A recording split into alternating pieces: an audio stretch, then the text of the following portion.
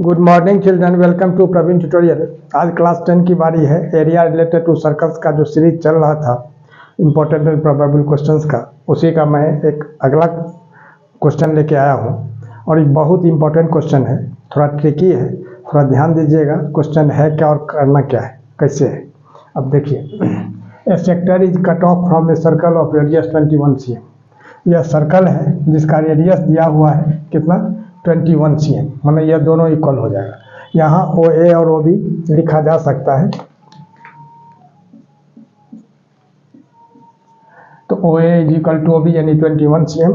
Angle A O B is equal to कितना है, 120 degree. मतलब दिया हुआ है कि 21 cm रेडियस है, the angle of the sector is 120 degree. मतलब ये सेक्टर जो हुआ, इस सेक्टर इसी सर्कल में से सेक्टर को काट के हटाया गया है। तो यह जो है 120 डिग्री जो इसका मतलब एंगल ऑफ सेक्टर है ना।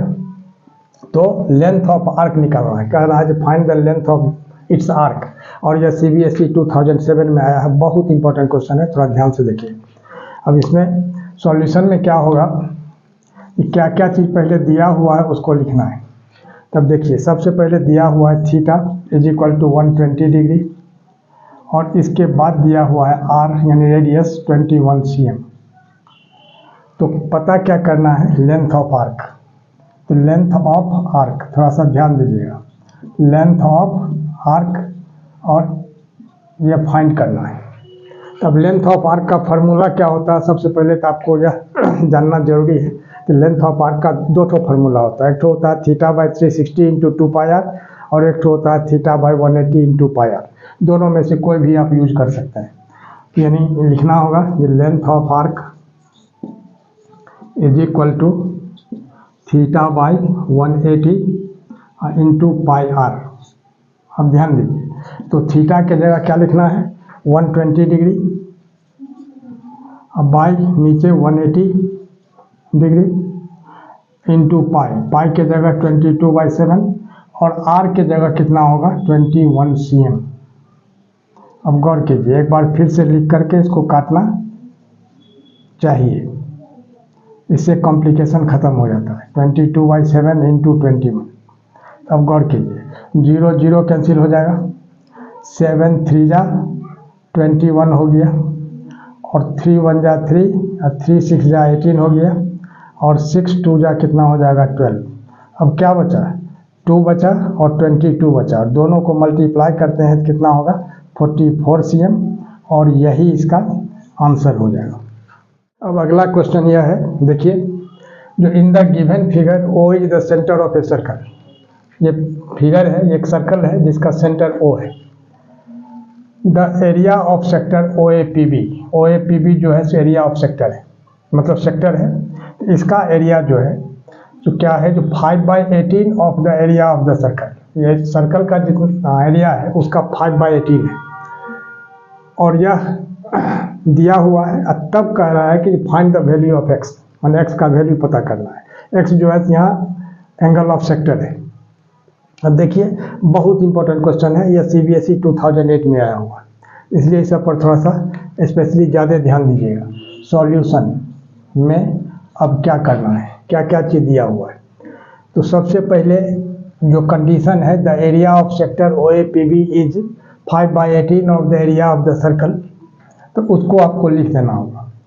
क्या लिखना है, जो एरिया ऑफ सेक्टर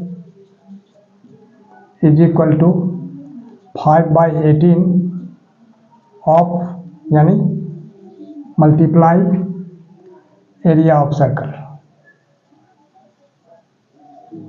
अब ध्यान दीजिए थोड़ा सा, क्योंकि एरिया ऑफ सेक्टर का फॉर्मूला होता है थीटा बाई 360 πr² और एरिया ऑफ सर्कल का क्या होता है, πr²।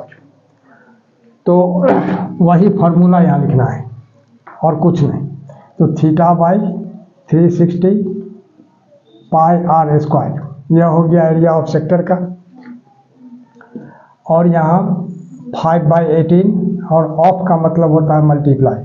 अब एरिया ऑफ सर्कल क्या हो जाता है, πr²। थोड़ा सा ध्यान दीजिए।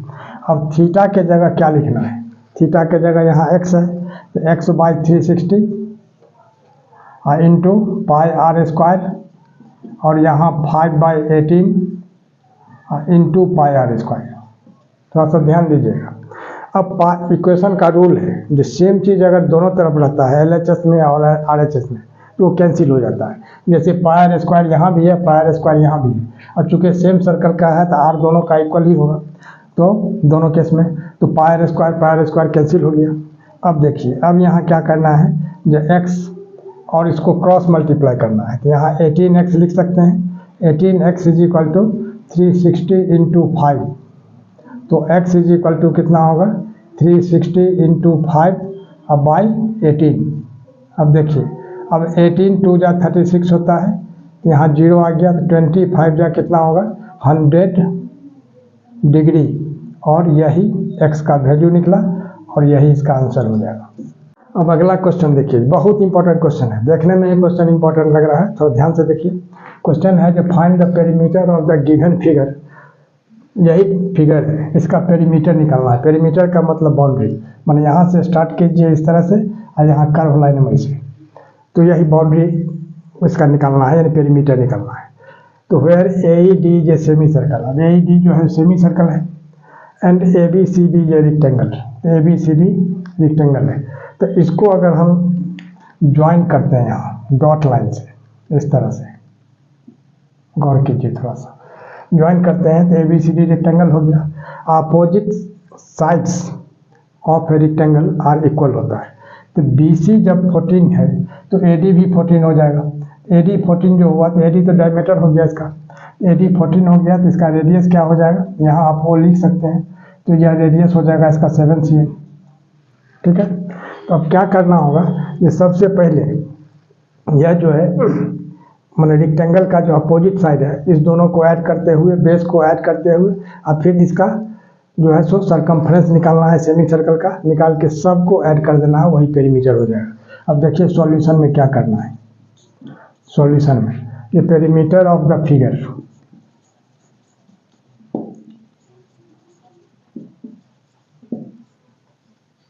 ऑफ द फिगर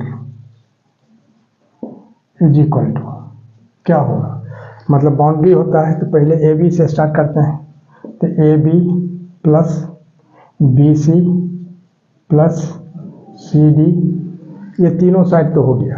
अब यह जो सेमी सर्कल है, इस सेमी सर्कल का सरकमफ्रेंस, अब plus circumference of semi circle, थोड़ा सा ध्यान देना होगा यहाँ, सेमी सर्कल। अब देखिए, तो AB कितना है 20 cm और BC कितना है 14 cm और CD कितना है, यह भी 20 cm। अब सरकमफ्रेंस ऑफ सेमी सर्कल क्या होता है, अगर फुल सर्कल है तो उसका सरकमफ्रेंस होता है 2πr, लेकिन सेमी सर्कल है तो इसका हो जाएगा 2πr/2, यानी 2 कैंसिल, यानी सिर्फ πr। अब ध्यान दीजिए थोड़ा सा, यहाँ πr लिखाएगा। अब यहाँ क्या हो जाएगा, जो 20 अब प्लस 20 कितना 40, अब 40 प्लस 14 यानी 54 cm हो गया। अब प्लस, अब पाई के जगह कितना लिखना है 22/7, और r कितना होगा, गौर कीजिए, यहाँ r 7 cm आप लोगों को समझा दिया गया है, यानी r हो जाएगा 7 cm। तब इसको क्या करना है, एक बार और लिख देते हैं 54 cm, अब प्लस 22/7 इंटू 7 cm। अब क्या देख रहे हैं, 7 1 जा 7 कैंसिल हो जाएगा, यहाँ हो गया 54 cm, अब प्लस 22 cm, यानी कितना होगा, दोनों को ऐड करेंगे तो 76 cm, और यही इसका आंसर हो जाएगा। और इसी तरह का इम्पोर्टेंट क्वेश्चन का सीरीज हमारे बीच चलता रहे, इसके लिए आप लोग लाइक शेयर और सब्सक्राइब जरूर करें। धन्यवाद।